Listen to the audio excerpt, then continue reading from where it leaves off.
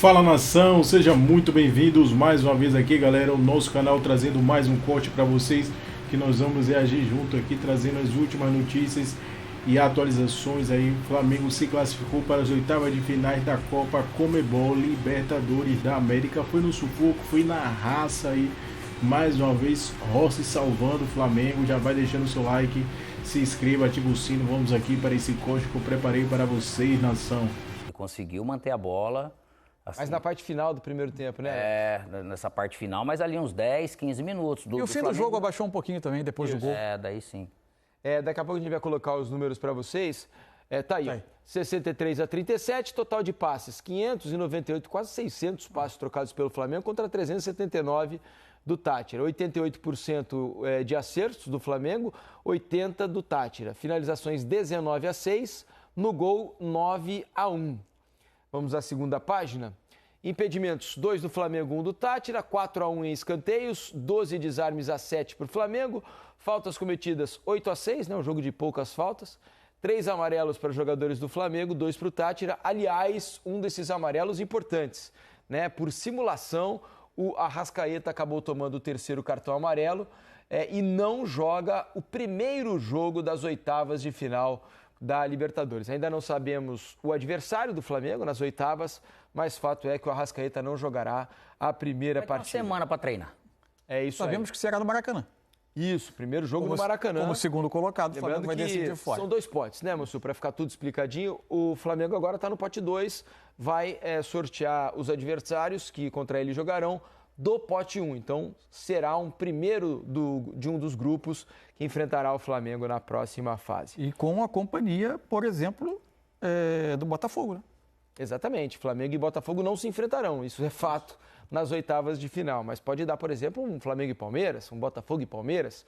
São adversários possíveis aí, ou um São Paulo e Flamengo. Atlético Nacional, outro time forte, ficou no pote 2, ficou em segundo. Esse é o Atlético Nacional da Colômbia.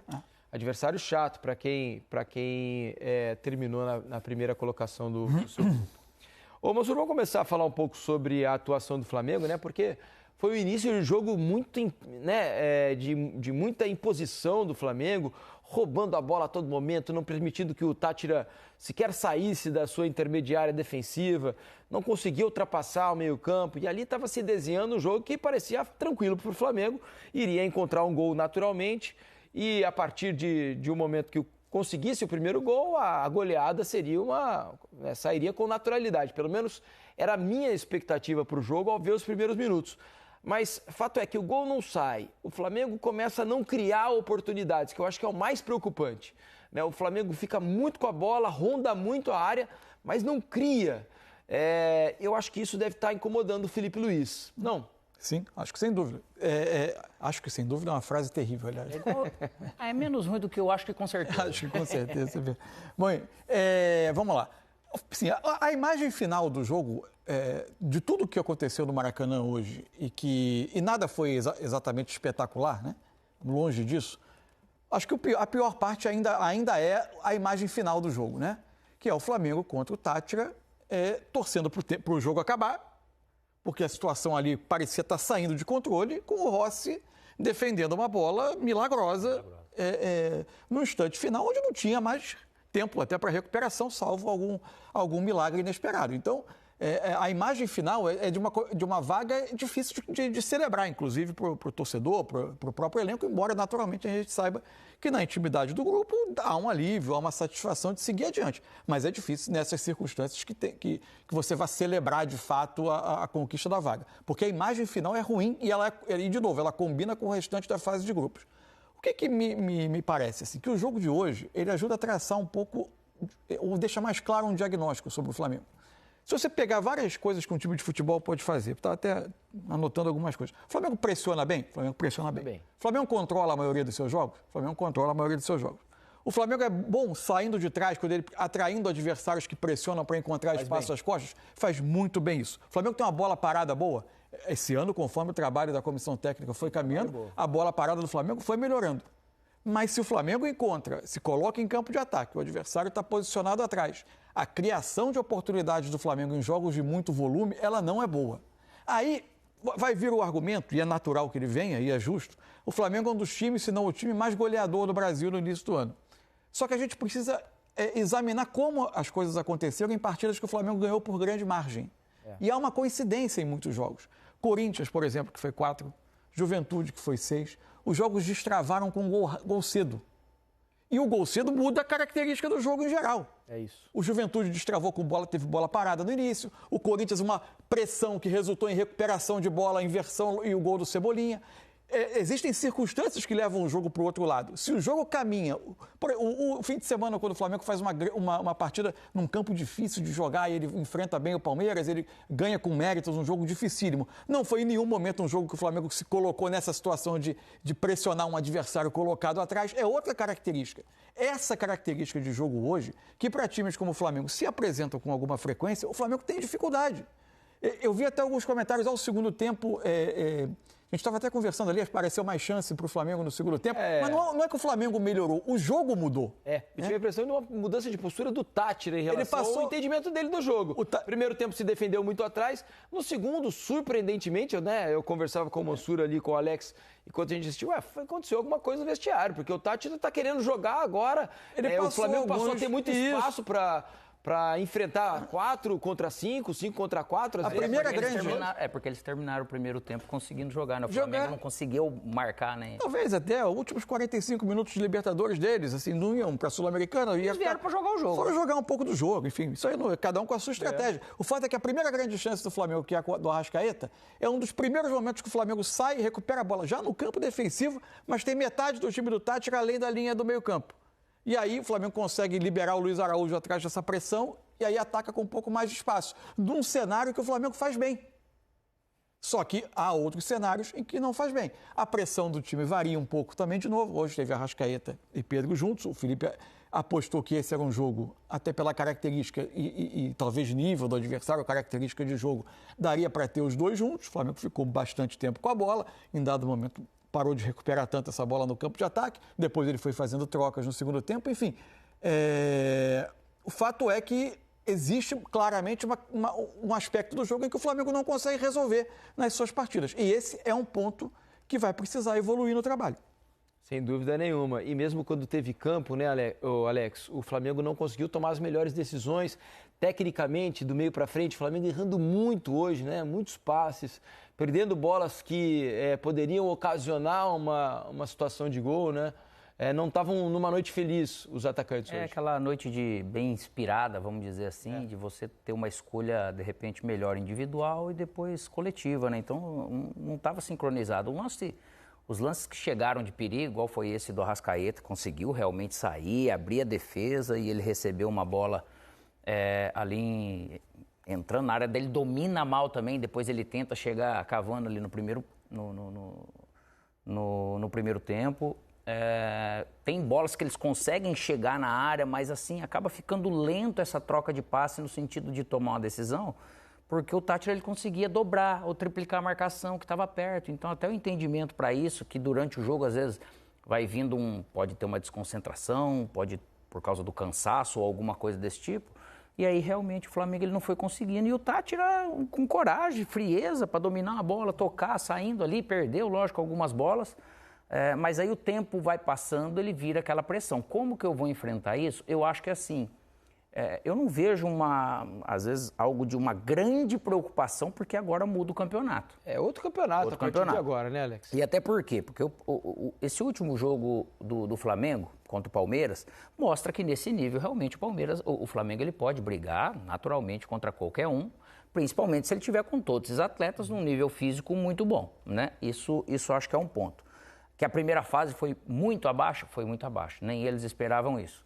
E esse tipo de dificuldade, obviamente, com o talento que tem, com o belo treinador que se tem, isso incomoda, porque, poxa vida, como que a gente não consegue criar, construir algo um pouco mais claro e acaba vencendo um jogo que tá ok, faz parte, pela bola bem treinada, a bola parada bem treinada, mas ganhou praticamente por muito mais, porque só fez um gol e fez um gol dessa maneira. Mas de um drible a mais, de algo um pouco mais mágico, a gente falando, não é de espetáculo, não, mas para realmente criar espaço. O Flamengo tem talento para fazer mais e acabou errando bastante, acabou deixando a desejar assim um pouco. Vamos ver se essa tensão agora ela melhora para produzir mais para as oitavas de final, que naturalmente vai exigir muito mais, porque o risco, né, de erro, se você não joga tão bem, é 1-0 para lá, 1-1 aqui, né, vai ser tudo muito apertado. Estava dando uma olhada aqui nos potes, né, com os classificados. Por enquanto, a situação é a seguinte, pessoal. No primeiro pote temos já confirmados Estudiantes da Argentina, River Plate da Argentina, LDU, né, do Equador, São Paulo, Internacional e Palmeiras. Restam 2 vagas. Já temos confirmados no segundo pote Botafogo, Universitário do Peru, Flamengo, Libertad do Paraguai, Atlético Nacional lá de Medellín, da Colômbia, e o Cerro Porteño. Por enquanto, esse é o desenho dos potes, restando 2 grupos para serem definidos, e essa definição acontece amanhã. Vai ter, né? Queira ou não, acho que Libertad, de repente, meio assim, Cerro Porteño, falando assim, abaixo desse nível, você vê o pote 1 e a maioria do pote 2 vão dar belos confrontos. Se a gente pensar que a gente deve ter o Racing como líder do seu grupo, já vai para o pote 1. É mais um adversário parrudo nas oitavas de final. E o outro grupo que precisa ser definido é o do Vélez. Isso. Então, podemos ter Vélez ou Peñarol, os dois estão empatados com 10 pontos, e eles se enfrentam amanhã no Uruguai. Então, é completamente aberto aí para se definir o primeiro ou o segundo colocado. E o Racing tem muita chance de terminar em primeiro, porque joga contra o Fortaleza dentro de casa, onde tem sido forte, né? Se empatar, se garante na primeira colocação. Então veja que os times do pote 2, nos casos dos brasileiros aqui, por enquanto, Botafogo e Flamengo, precisa ver se o Fortaleza vai conseguir se classificar para estar no pote 2 ou no pote 1. Se ele vencer o Racing, ele vai para o pote 1, termina na primeira colocação. Se o Fortaleza empatar ou perder, dependendo do jogo contra o Bucaramanga, e ainda assim se classificar, ele vai para o pote 2. Essa é a situação. Não tem vida fácil para ninguém, mas o lado bom é que é outro campeonato a partir de agora, né, Mussu? O que eu estava dizendo para o Alex, o que passou, e agora se inicia uma competição que as coisas começam a se definir realmente. Com janela. Isso. Para os clubes brasileiros que passarem com um período de recesso para quem não for ao Mundial. Exato. Sem período de recesso para quem for ao Mundial, o que aí pode ser um ponto contrário, especialmente diante do que for a duração da participação nesse Mundial para cada um dos clubes brasileiros, que vai, na verdade, Botafogo, Flamengo e Palmeiras com Libertadores e o Fluminense com Sul-Americana, né? Ao que tudo indica, o Fluminense segue a vida dele na Sul-Americana também. Isso vai mudar muito, especialmente janela de transferência diante do poderio econômico do futebol brasileiro. A gente tem muitos clubes brasileiros que nos últimos anos se reforçaram de maneira importante nas janelas de meio de ano, que inclusive abrem algumas possibilidades, inclusive em termos de jogadores que saiam da Europa, enfim. Você tem outras possibilidades. O Brasil amanhã vai ficar sabendo, a partir do jogo do Fortaleza, se terá 6 clubes na segunda fase, nas oitavas. No ano passado, em 2024, foram 7. 2023 foram 6. O Brasil repetiria 2023. É isso. Para os supersticiosos, né, os rubro-negros, que... Não fez ponto. Nem sequer um ponto. Eu queria saber, sinceramente, se pode pensar em ir longe na competição jogando dessa maneira. Não é só que o Flamengo jogou mal. O Flamengo não teve postura de um time que realmente quer ganhar a principal competição do continente, da qual ele já é tricampeão. O Flamengo entrou em campo como se fosse disputar uma partida entre casados e solteiros. A soberba era tamanho que nem sequer a grande pressão na saída de bola foi feita. O Flamengo ocupou o campo do Táchira, ficou trocando passos para lá, para cá, para lá, para cá, tentando tabelas que invariavelmente sair errado, e por aí vai. Um desastre completo. Gente, o que é o Arrascaeta nesse jogo de hoje? O Arrascaeta não fez rigorosamente nada que prestasse. E ainda levou um cartão por simulação. E está fora do primeiro jogo. oitavas de final. Está fora da partida que o Flamengo fará em casa, porque o segundo jogo é seguinte, é fora de casa. No jogo do Maracanã, o Arrascaeta vai estar fora. Claro, se for esse Arrascaeta que nós vimos hoje aí, é até melhor que esteja fora, porque não está jogando nada.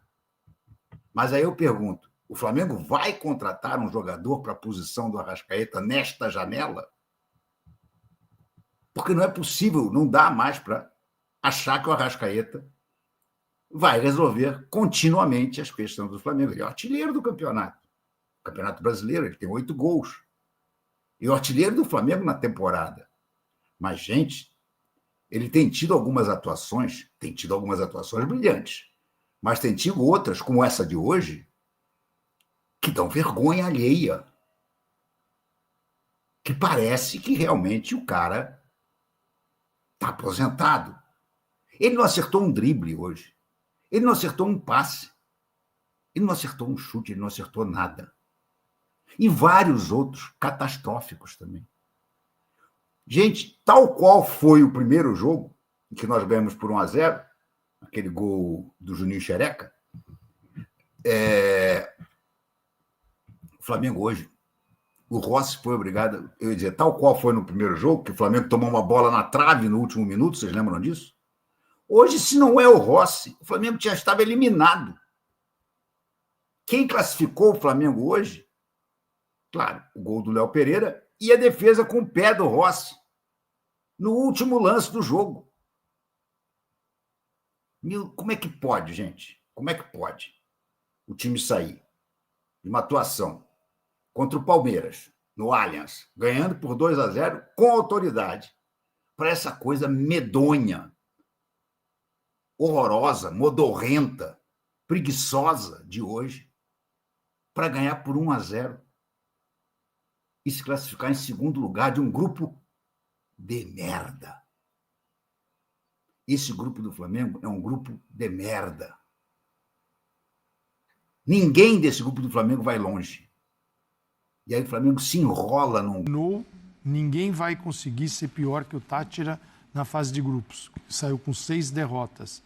Então, sim, o time tinha 5 derrotas quando chegou ao Maracanã. Não, o Flamengo ganhou os 2, mas tomou sufoco nos 2. Exatamente. Porque lá também no foi final apertado. Tomou um sufoco da equipe. E eu entendo o outro lado, que é o Flamengo, ele atingiu um tamanho, ele sempre foi gigante.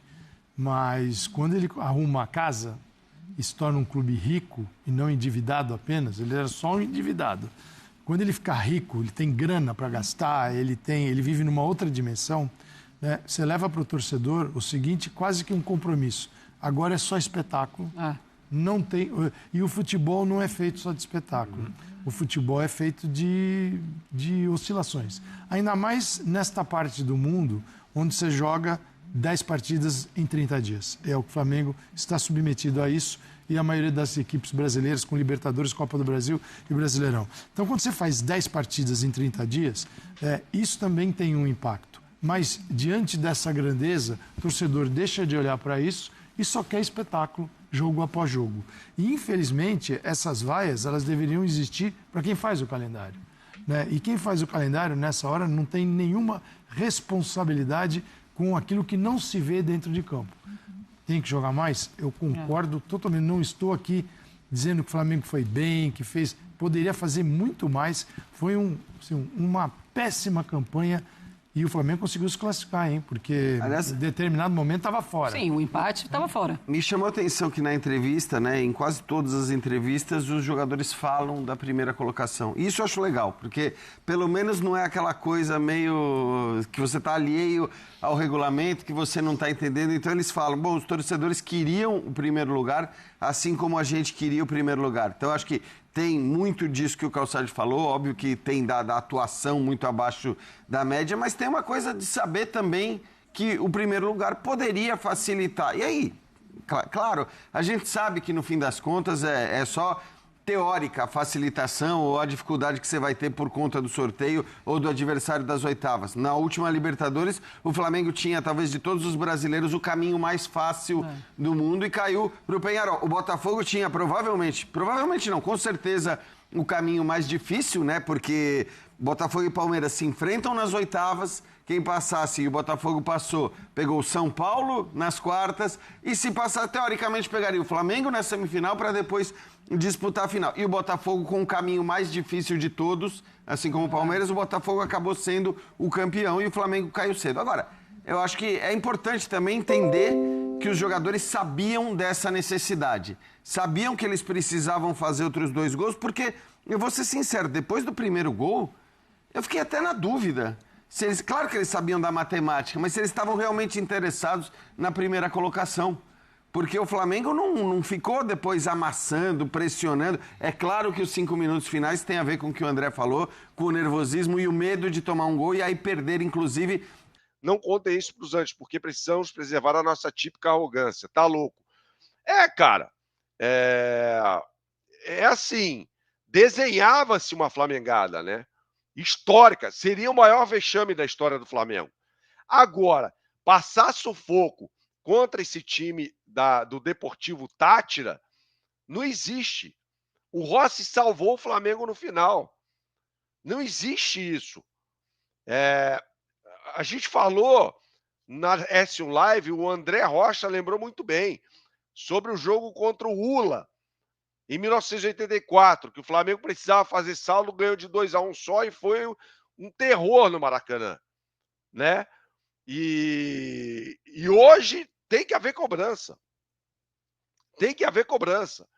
O Felipe Luiz tem que ser cobrado. Isso é inadmissível, esse rendimento. Esse desempenho é inadmissível. Eu não sou comentarista de resultado, não sou resultadista. O resultado o Google vai dizer para vocês quanto foi. Né? A gente precisa aqui explicar desempenho, falar sobre desempenho, falar sobre o que o Flamengo deveria ter feito para se classificar com mais dignidade, em primeiro no grupo.